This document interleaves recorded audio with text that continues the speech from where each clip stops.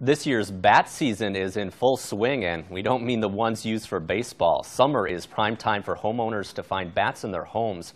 But this year's numbers are unusually high, especially here in La Crosse. News 8's Pauline Lee went out to see why so many bats seem to be gravitating towards our area. Well, you might be surprised to find out the problem isn't so much an increase in the number of bats. It's just more of where they can easily get into to call home. And it's a pretty easy fix if you know who to call.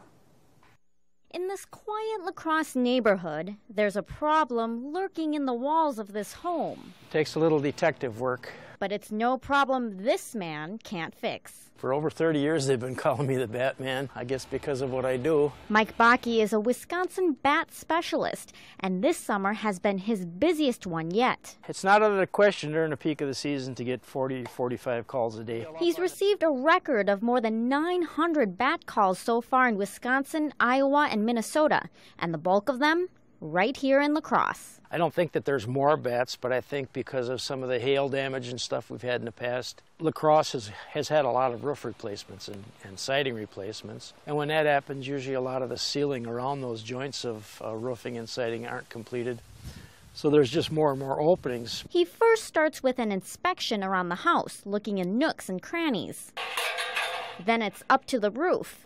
And sure enough, and there are a few bat droppings on the roof, which was the dead giveaway. The entrance to the bat cave. I can stick a few fingers in and reach around right up into the attic. Normally the solution is to install an exclusion or a one-way door where bats can't get back in once they've left. But this house already has working exclusions. So with a little caulk and some elbow grease, I'm done. Not only was that quick, it's another bat-proof house. Who are you going to call? For the Batman.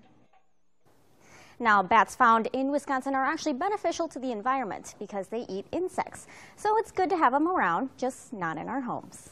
Thanks very much, Pauline. Ugh, don't like to look at that. It's important to note, though, bats do carry rabies, a deadly virus. However, officials say bats transmitting rabies to humans is rare.